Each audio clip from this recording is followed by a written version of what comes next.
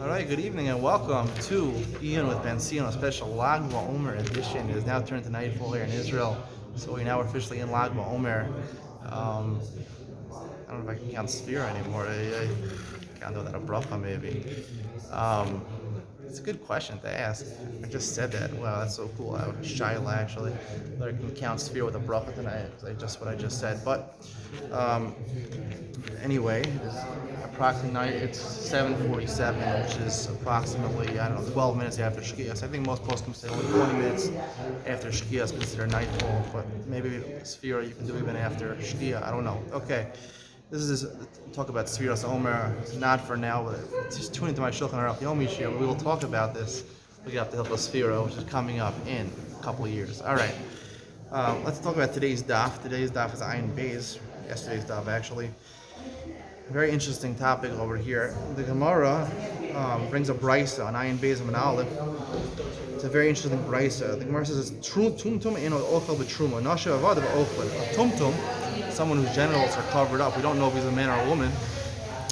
He can't eat truma because he's a suffix. We don't know if he's a man or a woman. If he's a woman, right, he's the family of a kuna, she could eat. But if he's a man, he for sure doesn't have a bris milah because he never had the opportunity to have a bris milah. And Arel is a suffix suffix del raisa, and Arel can't eat truma. But for some reason, his wives and avodim could eat truma. How is that possible? So the Gemara asks. The Gemara has two different answers to explain how his wives could eat. First of all, how does he have wives? That's the Gemara's real question. How could he have wives? You can't be Makadesh in Isha. The Gemara says, "Ein Isha Makadesh is Isha." Right? How could he be Makadesh the woman? How could he Makadesh the woman? He might be another woman, right? And another woman can't be Makadesh another woman. So the first answer the Gemara, Abaye says, Kabetza Amibachutz. We know he's for sure a man because his testicles are outside, and therefore, since they're outside, so we know he's for sure a man. If he's sure, and therefore he can Makadesh the Isha, he can be married to her. He's married to the woman, Kinyan Kaspo. He can't eat because he's not mole, but like the Mishnah says, his wives could eat because his Kinyan Kaspo is Mekudesh to him. He's just an Arel, so his Arel can't eat Truma, but his wives could eat. That's what Abaye says. The Rabbi says, no, it's talking about Imo. Nasha refers to his mother. And it means to tell you that his mother can eat on account of him. Meaning a Kohen is married to Israelis and they had a child who's a tumtum, so therefore it's considered a zera, even though we don't know if he's a male or a female, but it's considered a child. And therefore, even if the Kohen were to die, the mother could eat on account of her son because she has a child from the Kohen. It's part of the Mishpachas Kuna. She could eat on account of him. Now, what's very interesting over here is that Rava is Paskin Halacha, it's Imo. There's two problems. First, the Brayis says Nasha, his wives. Imo is not his wife. A mother is not, you can't marry your mother. And second of all, Imo is singular. You only have one mother. You only have more than one mother. Nasha is plural. So I want to say a new Chiddush in Rava. Rava obviously means his mother, but it means on account of his mother, his wives could eat. What do I mean to say like this? That this is we talked about this before, that when a man, a Kohen, is Makadesh, a lady, right? So the Pasuk says Kinyan Kaspa. Once the Makadesh are with Kesef, even in Na'iris, in fact, be the rice she could eat, right? The heter to eat truma is a heter for her to eat truma. It is not. She's not part of Mishpachas Kuna, and even technically when she marries the Kohen, there's nisuin. I still don't think that she's part of the Mishpachas Kuna. She gets to eat on the account. The Torah had a kula once. A man who's a Kohen acquires her, and part of his parnasa is truma. He gets truma. That's how he makes a living. So he's allowed to feed his wife with truma. He has to feed her maybe from erisin, maybe there's a chiv mazonas, maybe there's not a chiv mazonas, but he has to feed his wife. Certainly after nisuin, he feeds his wife out of truma.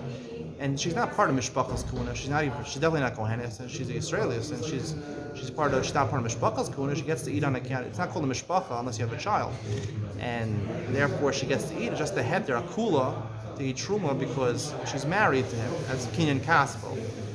When she has a child, though, then it becomes a mishpacha, and she becomes part of mishpachas kuna, to the point that even if her husband were to die, as the Torah says, you lead a bias, the fact that she has a child, even a tumtum, like the Gemara says, like Rava says, allows the mother to eat. Now, when he has a mother that's still alive, so that's what the Gemara is saying, even his wives can eat on account, because once his mother's still alive, that he retains the status of mishpachas kuna. The tumtum is still part of mishpachas kuna because he has a mother still alive. It's a family, a mother and a child makes a family. And therefore his wives can eat because Now, it's hard to understand this because how are they his wives, right?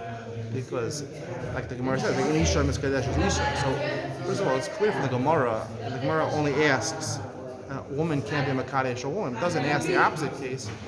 Maybe the Bryce also talks about a case where a man is Makadesh a Tum. It doesn't say a man can't be Makadesh a man. Because I want to suggest an interesting concept over here that's very controversial and progressive, but maybe this is the Torah's opinion. I'm not taking any political side in this, but it seems to me that there could be a marriage between a woman and a woman. You can't have kedusha between a woman and a woman, but there could be a marriage, because a marriage I mentioned before is about foreplay, and that's basically the yesod of marriage. And a woman, even though they can't have a bia together, but they could have foreplay, and that's what makes a marriage. A bia is more kedusha, in kaddish with bia. Be'ila, which is basically the foreplay, when you care about husband and wife, they can have a marriage in a woman and a woman. Women associate, men fight with each other, compete with each other. There can never be a marriage between a man and a man. Sure, not a kedushin, they're a man and a man. Gemara says a woman can't be mekadesh a woman, but they could be married to that clearly. So therefore, if the tumtum is mekadesh or gets nisuin, he gets married, Jewishly married to another woman, so therefore she joins the mishpachas kuna as long as his mother's still around. So he's part of mishpachas kuna. So therefore, when she marries the tumtum, right? If he's a man, he married her, and if he's not, it was real kedushin. And she's really married to him, kedushin and nisuin. And if he's a woman, it's still okay. It's still considered a marriage. She's a woman is considered married to the woman. She's part of the mishpachas kuna because the mother's still alive. If the mother were to die, so then he loses that status in mishpachas kuna. He has to start all over again, and only through kinyan kaspo could he do it. And therefore, isha miskadesh isha. We're worried that the tumtum is a woman and she ain't mikadesh and isha. There's no way she could eat. Only if the mother's still alive, then she could eat on account of mishpachas kuna. So I heard some big chidushim tonight. This is radical stuff, really radical stuff. It's only worthy of says on Lag BaOmer. It says on Lag BaOmer is really, it's crazy stuff. What Judaism has to say about lesbian marriage is that Torah, how a lesbian marriage is binding in a Torah by Bryce says it clearly. If Rav passing like Rava, gay marriage would not be, but lesbian would be. It's crazy stuff. It also tells you this story about how truma is heter of to eat truma of mishpachas kuna versus kinyan kaspo. It's just kula for the kohen, not part of mishpachas kuna. And here's the nafka meaning between that. Hope you enjoyed today's share. See you tomorrow, Lag BaOmer day.